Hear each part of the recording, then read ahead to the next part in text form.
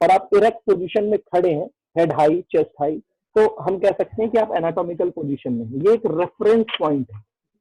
अगर आप चाहें यहाँ से ही इमेज में दिखा सकता हूँ उससे हाँ रिलेटेड। दिखा दो, इमेज एनाटॉमिकल पोजीशन की आप दिखा सकते हैं। तो अभी क्या है, ये एनाटॉमिकल पोजीशन जो है हर मूवमेंट के लिए स्टार्टिंग पॉइंट माना जाता है। हर मूवमेंट के लिए that is the starting point. अब इसकी जरूरत क्या पड़ी, जब तक आप किसी चीज के लिए एक रेफरेंस पॉइंट सेट नहीं करते तब तक यूनिफॉर्मिटी नहीं आती। पता लगा मैं फ्लेक्शन बोल रहा हूं एनाटॉमिकल पोजीशन से, कोई ऑलरेडी दूसरी पोजीशन में खड़ा है और वहां से फ्लेक्शन कर रहा है। तो what I am trying to say, ये रेफरेंस पॉइंट है। एनाटॉमिकल पोजीशन, एक्सिस प्लेन, ये सब रेफरेंस है किसी मूवमेंट को स्टडी करने के। अब देखिए, ये जो बीच में एक आदमी खड़ा है, 1 2 3 4 5वें नंबर का आदमी ऑलमोस्ट एनाटॉमिकल पोजीशन में। अब यहां से ये अपने एल्बो को अगर मोड़ता है ऊपर की तरफ, यानी अपने फोर आर्म को अपर आर्म के पास ले जाता है, फोटो नंबर 5 में अगर आप देखेंगे तो वो फ्लेक्शन होगा। इसी तरह अगर वो अपने हाथ को बिना मोड़े शोल्डर की तरफ, शोल्डर ज्वाइंट को मूव करा के अपने हाथों को ऊपर ले जाता है अबव हेड, तो वो भी इस तरह का फ्लेक्शन हो सकता है। कहने का मतलब है ये एनाटॉमिकल पोजीशन एक रेफरेंस पॉइंट है, ये एक जीरो है, यहीं से स्टार्टिंग है। तो इसको ध्यान रखना है कि एनाटॉमिकल पोजीशन से ही हम किसी मूवमेंट को एनालाइज करते हैं। Thank you. Now moving to second thing, that is what is axis and what is plane. दो डेफिनेशन बहुत बेसिक दे रहा हूं, अगर आप समझ लेंगे तो बहुत क्लियर होगा। Thank you. What is axis? Axis is an imaginary point or line around which movement takes place. एक ऐसी काल्पनिक रेखा या बिंदु जिसके चारों ओर पर्टिकुलर मूवमेंट हो रहा है, दैट इज एक्सिस। जब सर्कुलर मोशन है, एंगुलर मोशन है, तो बिना एक्सिस के होगा ही नहीं, that is axis. Now what is plane? The space और area, the space or area through which movement takes place. The space or area through which movement takes place is called plane. यानी जिसके around movement हो रहा है वो axis है, और movement के समय जो एरिया या स्पेस कवर कर रहा है, वो बॉडी सेगमेंट जो भी मूव कर रहा है, दैट इज कॉल्ड प्लेन। अब मूवमेंट्स को स्टडी करने के लिए अलग अलग तरह से मूवमेंट है बॉडी में, flexion, extension, abduction, adduction, circumduction, supination, pronation, ऐसे बहुत से मूवमेंट। हर मूवमेंट को स्टडी करने के लिए ये एक्सिस प्लेन को रेफर किया जाता है। इसीलिए मैंने पहले मूवमेंट नहीं बताया, आपके सिलेबस में पहले मूवमेंट है, लेकिन पहले मैं एक्सिस प्लेन बताऊंगा।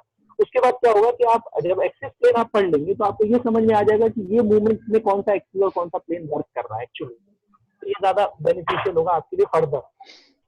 मैंने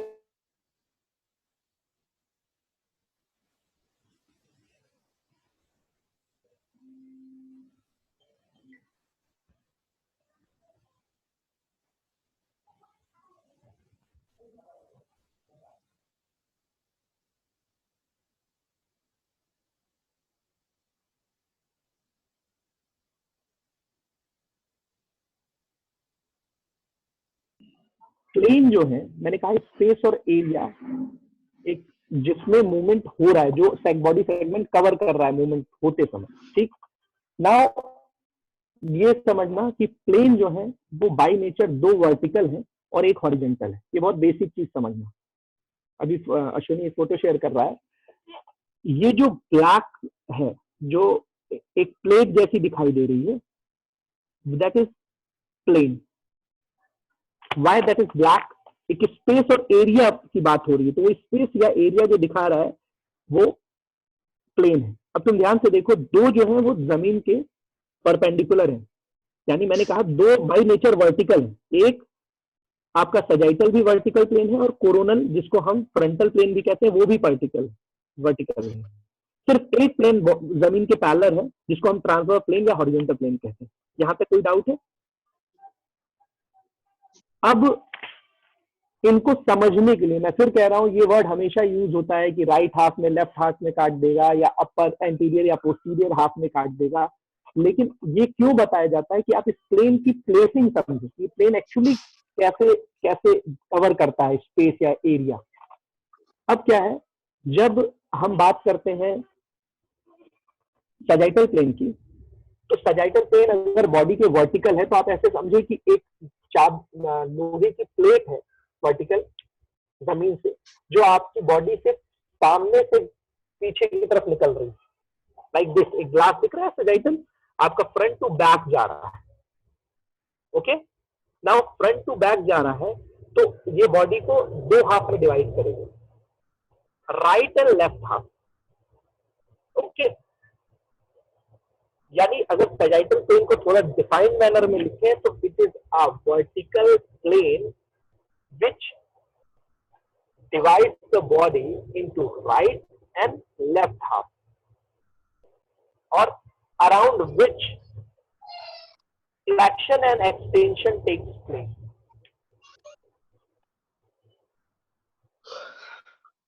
अब ये जो व्हाइट दिख रहा है सजाइटल वाली फोटो, जो पहली इमेज आप ध्यान से देखिएगा, मैंने कहा था द स्पेस और area through which movement take place. तो ये जो स्पेस या एरिया है सामने की तरफ, व्हाइट स्पेस या एरिया जो बॉडी से बाहर निकल रहा है, जब इसके दरमियान मूवमेंट होगा तो हम कहेंगे कि भैया ये जो मूवमेंट हो रहा है ये सजाइटल प्लेन में हो रहा है मूवमेंट, और यही बेसिकली आपका फ्लैक्शन और एक्सटेंशन होता है। फ्लैक्शन में फॉरवर्ड बैकवर्ड ही मूवमेंट होते हैं, सामने की तरफ झुकना, मोड़ना, फैलाना सामने की तरफ, that is flexion and extension. Now moving to the next part, what is frontal plane? Frontal plane is the vertical plane which enters in the body from right to left or left to right and divides into the two parts, that is anterior posterior part, जिसको कहते हैं अग्रभाग और पिछला भाग। इसको कई बार हम डॉर्सल और वेंट्रल भी कहते हैं। थोड़ा और अच्छे नंबर चाहिए, जैसे आपने कॉपी में लिखा, तो when you use like right and left की जगह आप थोड़ा सा उसको और अच्छा करना चाहते हैं तो उसको अलग अलग टर्मिनोलॉजी है, जैसे आप एंटीरियर पोस्टीरियर सब लिखेंगे, लेकिन अगर आप डॉर्सल और वेंट्रल लिख रहे हैं तो ये थोड़ा सा साइंटिफिक लगता है। ये राइट और लेफ्ट, सॉरी फ्रंट और बैक ही पार्ट में कह रहा हूँ, बट फ्रंट को कहते हैं डॉर्सल और बैक पार्ट को कहते हैं ventral. Now third one is transverse plane. जब प्लेन जो है वो, आप इमेज में भी देखा होगा आपने कि जब प्लेन जो है वो बेसिकली बॉडी के बीच से जा रहा है और बॉडी को अपर एंड लोअर हाफ में, जिसको क्रैनियल या कॉडल बोलते हैं, उसको और अच्छा हेड और टेल भी कह सकते हैं, सुपीरियर इंटीरियर भी कह सकते हैं, दो पार्ट में डिवाइड करता है। These are the plane, three plane. I repeat, sagittal plane, frontal plane and transverse plane. अब इनके अलग अलग नाम भी मैंने आपको सजेस्ट किए। ये तीन प्लेन है, ये स्पेस या एरिया है जिसमें मूवमेंट होगा, जिसमें आपका बॉडी सेगमेंट मूव करेगा, लेकिन मूवमेंट के लिए बिना एक्सिस के मूवमेंट तो होगा नहीं, तो तीन एक्सिस भी डिफाइन किए हैं। पहली चीज जो एक्सिस है, जैसे मैंने बोला था प्लेन दो बाई नेचर वर्टिकल है, मैंने कहा था शुरू में, वैसे ही एक्सिस बाई नेचर दो हॉरिजॉन्टल, यानी वो दो एक्सिस, चाहे वो उनका डायरेक्शन ऑफ कुछ भी हो, किधर से किधर भी बॉडी में जाए, लेकिन वो जमीन पे हॉरिजॉन्टल रहेंगे। एक जो है वो आपका वर्टिकल। ठीक, अब पहला जो एक्सिस है that is sagittal axis. Plane भी सजाइटल होता है, एक्सिस भी सजाइटल हो सकता है, ये नामकरण है, इसमें एकदम कंफ्यूज मत होना, सिर्फ नेचर समझना किसका कैसे जा रहा है। Now sagittal axis is what is that passes horizontally from posterior part to anterior part। मैंने एक छोटा सा डेमो दिखा रहा हूं आपको। मान लीजिए ये आपकी बॉडी है, ये दिख रहा है सबको? प्लीज वेव, अगर दिख रहा है तो वेव करिए। ये देखिए, ये जो आपका एक्सिस है ना, ये फ्रंट टू बैक जा रहा है, और ध्यान दीजिए ये जमीन के पैरेलल है। That mean what is sagittal axis? That is parallel to the ground and that is by nature horizontal, goes in the body from front to back or back to front like this। ठीक, अब देखिए अगर इस तरह का होगा ना, अगर इस तरह का एक्सिस होगा दो चीजें समझिएगा कि इसमें मूवमेंट क्या अलाउ होगा। ध्यान से देखिए, अगर इस तरह का फ्रंटल एक्सिस है तो साइडवर्ड मूवमेंट होंगे, केवल होंगे साइडवर्ड मूवमेंट। ये साइडवर्ड मूवमेंट ही अलाउ करेगा। आप चाहे सामने की तरफ झुकना तो ये एक्सिस आपको जाने देगा क्या? ये रिस्ट्रिक्ट है। आप सिर्फ साइडवर्ड मूवमेंट कर सकते हैं, लेटरल मूवमेंट कर सकते हैं।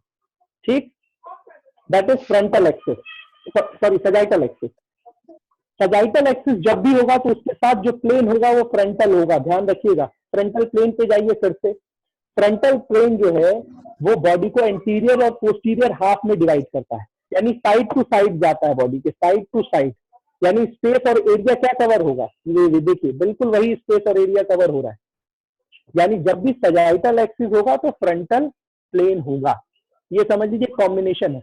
और प्लेन और एक्सिस के बीच में एक संबंध होता है, ये हमेशा राइट एंगल पे होता है, 90 डिग्री पे। यहां भी देखिए 90 डिग्री पे है, ये एक्सिस है, और इसका ये जो प्लेन है ये हमेशा 90 डिग्री पे रहेंगे, हमेशा 90 डिग्री पे। अब दूसरा एक्सिस है फ्रंटल एक्सिस।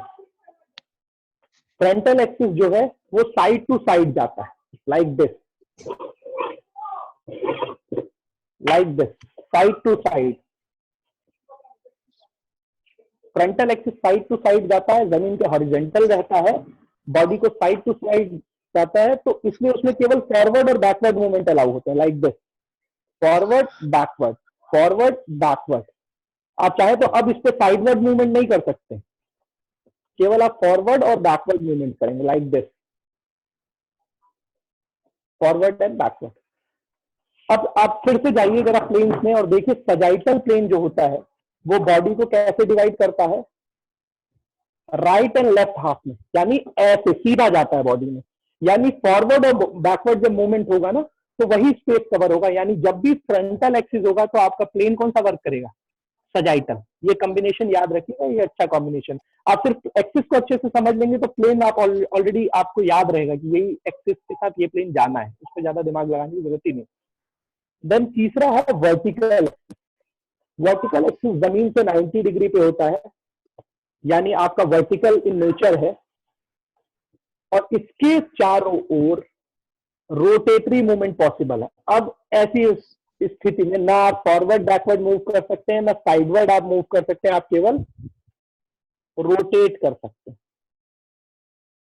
और ऊपर वाले जब ट्रांसवर्स प्लेन की खासियत देखेंगे तो ट्रांसवर्स प्लेन जो है वो जमीन से हॉरिजॉन्टल, ये प्लेन भी जमीन से हॉरिजॉन्टल है। यानी जब भी आपका वर्टिकल एक्सिस होगा तो हॉरिजॉन्टल प्लेन ट्रांसवर्स प्लेन ही होगा, वर्टिकल एक्सिस होगा तो ट्रांसवर्स प्लेन होगा। यहां तक सब कुछ चीजें क्लियर हुई हैं अभी तक? मैं एक बार और रिपीट कर रहा हूँ बहुत। हाँ प्लीज,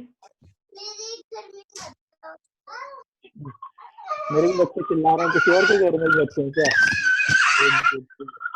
चल लेंगे, चल, सही है, सही है। करिएगा रिपीट इसको एक बार।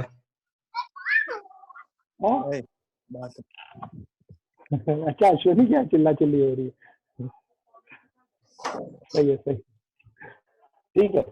अभी तक प्लेन एक्सिस में फिर रिपीट कर रहा हूँ, what is plane, what is axis. Photo अगर आप देखेंगे तो मैंने कहा सजाइटल है। अब इसमें आप ये जो व्हाइट वाला है ना प्लेन, इसमें फॉरवर्ड बैकवर्ड मूवमेंट होगा, और फॉरवर्ड बैकवर्ड मूवमेंट होगा तो आपका एक्सिस कुछ इस तरह रहेगा, साइड से जाएगा, साइड टू साइड, तभी फॉरवर्ड बैकवर्ड मूवमेंट होगा। इसी तरह फ्रंटल में भी आप देखेंगे तो साइडवर्ड मूवमेंट होगा, जो काफी ये इंपॉर्टेंट है कि साइडवर्ड मूवमेंट के लिए आपका एक्सिस जो है वो फ्रंट टू बैक जाए, तभी साइडवर्ड मूवमेंट अलाउ होगा। फ्रंट टू बैक जाएगा तभी आपको साइडवर्ड मूवमेंट अलाउ करेगा, नहीं तो करेगा ही। और ठीक ट्रांसवर्स जब में आप जाएंगे प्लेन में, उसमें मूवमेंट होगा तो आपका एक्सिस वर्टिकल ही होगा। यहां तक क्लियर हो गया सबको? क्लियर, क्लियर है, चलो भाई। अब what is axis, what is plane मैंने बताया, मैं रिपीट कर रहा हूं एक बार, छोटी सी रिपीटेशन है। Axis an imaginary line which passes through body around which movement takes place. It is of three types. One is sagittal, which passes horizontally from posterior to anterior, आगे से पीछे बॉडी में जाता है।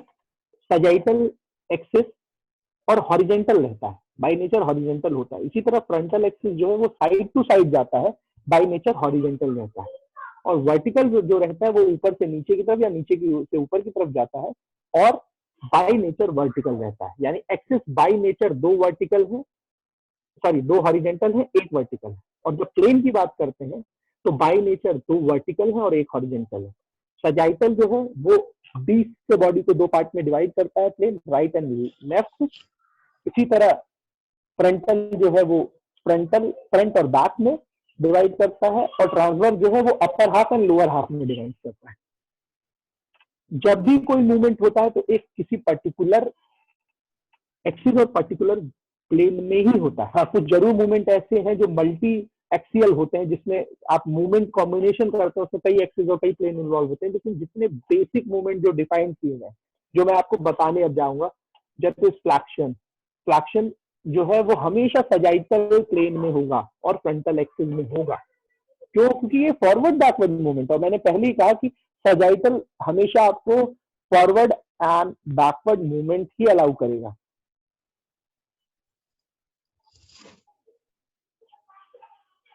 देखिए, फ्लैक्शन और extension ये आपका हमेशा सजाइटल प्लेन होगा और फ्रंटल एक्सिस होगा, हमेशा होगा, इसमें कोई डाउट नहीं, एकदम कांस्टेंट सच्चाई है, प्रूव्ड है, इसमें मुझे कुछ भी नया नहीं बताना है। बस आपको पोजिशनिंग प्लेन और एक्सिस की समझनी है। फॉर एग्जाम्पल, जब ये अपने हाथ को उठा रहा है तो ये शोल्डर जॉइंट का मूवमेंट है। तो जो मैंने कहा फ्रंटल एक्सिस होगा, यानी एक्सिस साइड टू साइड जाएगा, यानी शोल्डर में आप कुछ रॉड इस तरह से जाएगी, शोल्डर, ये शोल्डर जॉइंट अगर है मान लीजिए, तो रॉड कुछ साइड टू साइड ऐसे जाएगी, तब ये जाके हाथ आगे पीछे ऐसे ऐसे उठना। यानी ये चीज जो है, अगर मैं आपको दिख रहा हूँ, तो ये चीज साइड टू साइड एक्सिस जा रही है, इधर से इधर एक्सिस पास कर रही है, और मेरा मूवमेंट ये हो रहा है फॉरवर्ड एंड बैकवर्ड। हर तरह का फॉरवर्ड और बैकवर्ड मूवमेंट फ्लेक्शन एक्सटेंशन की कैटेगरी में आता है। इसी तरह नेक्स्ट पे आना, किसी भी जॉइंट में, चाहे वो एल्बो पे हो, चाहे वो शोल्डर पे हो, चाहे वो नी में हो, अगर फॉरवर्ड बैकवर्ड मूवमेंट है तो वहां पे सजाइटल एक्सिस होगा, सजाइटल प्लेन होगा, फ्रंटल एक्सिस होगा, और फॉरवर्ड बैकवर्ड मूवमेंट होगा। अब इसी तरह अगर आप एबडक्शन एडक्शन की बात करें तो व्हाट इज एबडक्शन? अगर एडक्शन एबडक्शन को डिफाइन किया जाए, जब कोई body segment centre line of जो है आपकी ग्रेविटी से दूर जा रहा है तो दैट इज कॉल्ड एबडक्शन, और जब लाइन ऑफ ग्रेविटी के करीब आ रहा है तो दैट इज कॉल्ड एडक्शन।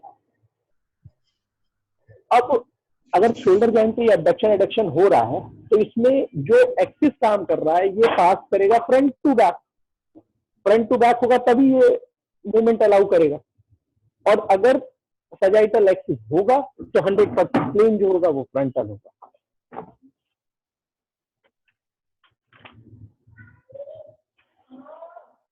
अब जो कंफ्यूजन क्रिएट होगी इस कंसेप्ट के बाद, जो मुझे पता होनी भी चाहिए, दैट वो होगी कि शोल्डर पे तो एबडक्शन भी होता है, एडक्शन भी होता है, फ्लैक्शन भी होता है, एक्सटेंशन भी होता है, इवन रोटेशन भी होता है।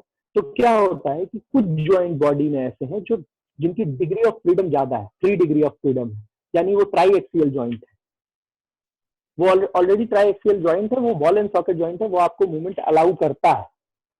लेकिन सारे जॉइंट ऐसे नहीं है।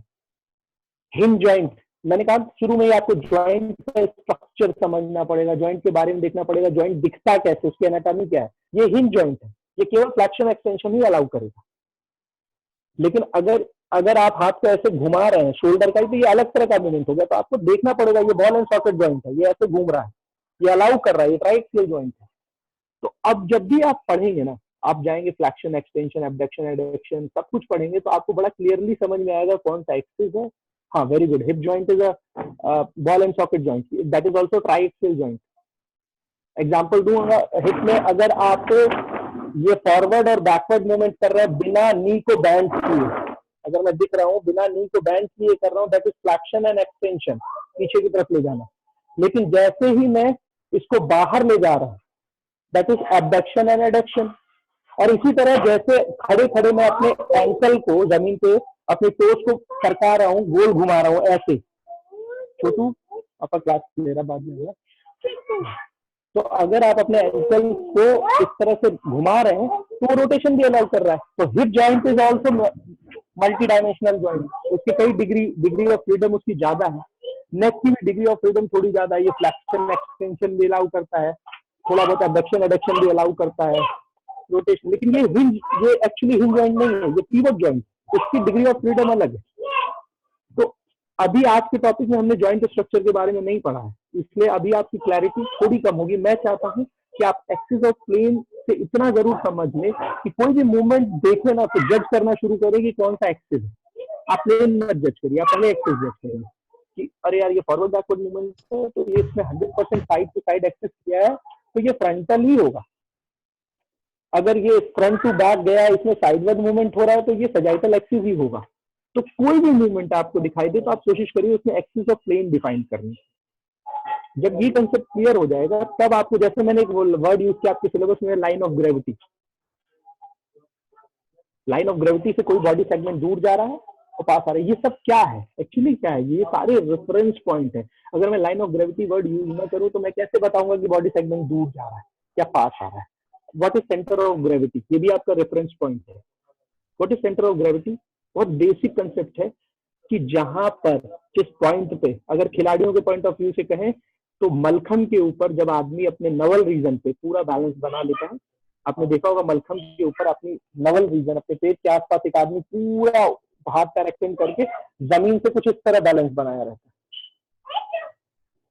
वो क्या करता है, बेसिकली वो अपने सेंटर ऑफ ग्रेविटी पॉइंट के बहुत करीब रहता है या उसी पर बैलेंस कर रहा है, क्योंकि सेंटर ऑफ ग्रेविटी अलाउ करती है जितने भी एक्सटर्नल और इंटरनल फोर्सेस हैं वो वहां पर जाकर जीरो हो जाते हैं, उनका रिजल्टेंट जीरो हो जाता है। वो किसी डायरेक्शन, जैसे ही आप उसको शिफ्ट करते हो किसी डायरेक्शन में झुकना शुरू कर देता है, क्योंकि जो फोर्सेस लग रहे हैं उनका रिजल्टेंट अब जीरो नहीं रहा। Centre of gravity is the centre of point of the body, is the imaginary point जहां पर सारा मास बॉडी का कंसंट्रेटेड माना जाता है और जहां पर सभी लगने वाली फोर्सेस का रिजल्टेंट जीरो होता है। What is line of gravity? That is perpendicular to the CG and which passes through center of gravity. Line of gravity जो है वो पास करती है center of gravity में से। अब center of gravity की अपनी प्रॉपर्टीज है। center of gravity जितना नीचे जाएगी उतना आप बैलेंस रहेंगे। भाई आप स्क्वाट पोजीशन में, आप अगर मान लीजिए बिल्कुल सीधा खड़े हैं और रेडी पोजीशन में आपको कोई धकेले, आप मजबूती से नहीं, लेकिन जैसे आप थोड़ा पैर खोल के अपने मजबूती बनाते हैं तो आपका बैलेंस बढ़ जाता है, आपकी गिरने की आशंका कम रहती है। That is centre of gravity. कभी ट्राई करना, बस या ट्रक में जब भी जा रहे हो, बस में, ट्रेन में, और ट्रेन में तो झटके नहीं लगते, बस में भयंकर झटके लग रहे हैं, हल्का सा बेस ऑफ सपोर्ट बढ़ा देना, पैर हल्का सा खोल के खड़े हो जाना, गिरने की संभावनाएं कम हो। बेस ऑफ सपोर्ट बढ़ते ही वैसे सीजी जो है नीचे आने पे आपका बैलेंस बढ़ता है। तो ये सारे कॉन्सेप्ट बहुत मिक्स, सीजी, मूवमेंट्स। अब मूवमेंट्स के बारे में, आपके बेसिक मूवमेंट्स जो है वो बहुत तरीके के हैं, फ्लैक्शन, एक्सटेंशन, ये जो मूवमेंट्स है बेसिकली ये डिफाइन किए गए हैं sir reference point, flexion, extension. What is flexion? Joint angle का बढ़ना। दो बॉडी सेगमेंट में जॉइंट एंगल, दो बॉडी सेगमेंट के किसी एक पर्टिकुलर जॉइंट पे जब उनका जॉइंट एंगल बढ़ता है दैट इज एक्सटेंशन, और एक्सटेंशन का रिवर्सल जो होता है, उल्टा मूवमेंट, दैट इज फ्लैक्शन। एक हाइपर एक्सटेंशन भी होता है। हाइपर एक्सटेंशन क्या होता है? What is hyper extension? Hyper extension जो है, अगर देखिए मैंने एक वर्ड यूज किया था एनाटॉमिकल पोजीशन, ये है एनाटॉमिकल पोजीशन, इसके आगे एक्सटेंशन नहीं होता। इसमें क्या होता है, सभी जॉइंट जो है रिलैक्स और एक्सटेंडेड पोजीशन में, लेकिन कई लोगों का जब वो हाथ ऐसे रखते हैं तो ये एल्बो आगे की तरफ पुश दिखाई देता है, हल्का सा आगे की तरफ आता है। That is hyper extension. सबको अलाउ नहीं होता, कुछ लोग लकी लोग होते हैं जो कर पाते हैं, मैं नहीं कर पाता। हाइपर एक्सटेंशन ये सब में नहीं होता। जब आप अपने एनाटॉमिकल पोजीशन से भी आगे एक्सटेंशन ले जाते हैं that is extension. Abduction, adduction, ये सारी चीजें बहुत थ्योरेटिकल है, मैं क्यों इन चीजों को बहुत ज्यादा डिस्कस नहीं कर रहा हूँ, क्योंकि ये चीजें आपको नेट पे खूब मिलेंगी, लेक्चर्स भी मिलेंगे, ये आपको मूवमेंट के बारे में बता देंगे, ये डिफाइंड चीजें। बट जो एक्सिस प्लेन का कंसेप्ट अगर ये आपने अच्छे से पकड़ लिया तो आप ये बता पाएंगे कि इस मूवमेंट में कौन सा एक्सिस और कौन सा प्लेन इन्वॉल्व है। अब इसको जानने का क्या फायदा है, जब तक आपको एक्सिस प्लेन का नहीं पता रहेगा आप एक्सरसाइज कैसे प्लान करेंगे। फॉर एग्जाम्पल, आपको एब्डक्शन एडक्शन प्लान करना है, यानी किसी के लेटिसमस डॉर्सी मसल्स पे काम करना है। लेटिसमस डॉर्सी तभी एक्टिवेट होती है जब आप एब्डक्शन और एडक्शन को इन्वॉल्व करते हैं, तभी भी आपका लेटिसमस डॉर्सी नहीं इन्वॉल्व होती है। अब मुझे क्या क्या चीजें देखनी पड़ रही है, मैंने कहा था आपको मसल्स अच्छी से पढ़नी पड़ेगी और इस तरह से पढ़नी पड़ेगी अगर आप अच्छा बनना चाहते हैं। जैसे ये पार्ट है, ये आपका रीजन है बाइसेप्स। बाइसेप्स के अंदर भी कई मसल्स हैं। इसमें एक मसल होती है सब स्कैपुलरी मसल। सब स्कैपुलरी आप नेट पे देखिएगा, सब स्कैपुलरी एक मसल होती है जो बेसिकली करती क्या है, ये आपके रोटेशन को इनिशिएट करती है, इनवर्ड और एक्सवर्ड रोटेशन के लिए।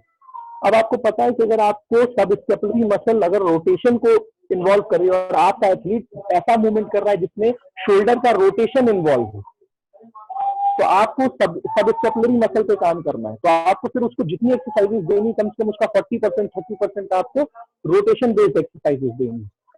ये सारी चीजें बहुत बहुत बेसिक चीजें हैं। मैं क्यों बता रहा हूँ, यूटिलिटी फैक्टर बहुत है। ये चीजें सिर्फ किताबों में नहीं है। हर एक एक्सरसाइज, हर एक मसल का अपना पर्टिकुलर वर्क है और हर एक मसल कुछ पर्टिकुलर मूवमेंट ही कर सकती है। कोई मसल फ्लैक्शन कराएगी, कोई मसल एक्सटेंशन में मदद करेगी, कोई रोटेशन में मदद करेगी, करेंगी सारी, लेकिन कुछ मेजर होगी, कुछ प्राइम होंगी, कुछ सेकेंडरी होंगी। तो अगर आपको ये सारी चीजें पता है कि कौन सी मसल प्राइम मूवर है, कौन सी सेकेंडरी मूवर है, कौन सी किस पर्टिकुलर तरह की, अब आपको पता है कि इस तरह के मूवमेंट में ये मसल एक्टिवेट होगी। आप जब भी आपको बाइसेप्स बनानी है तो आप फ्लैक्शन के लिए जाते हैं, पावरफुल फ्लैक्शन के लिए। और जब भी आपको ये बनानी है ट्राइसेप्स, तो आप Tricep. स्लोली जाते हैं और स्लोली वेट के साथ एक्सटेंड करते हैं। यानी ट्राइसेप्स कब एक्टिवेट हो रही है, एक्सटेंशन के समय। अब आपके एथलीट अगर थ्रोअर है तो उसके बाइसेप्स और ट्राइसेप्स में ट्राइसेप्स का रेशियो ज्यादा चाहिए। आपको फिर जब एक्सरसाइज प्लान करेंगे तो उसको ट्राइसेप्स की उसी तरह की एक्सरसाइज देनी पड़ेगी। What I am trying to say, what point I am trying to make out, that these things are very correlated.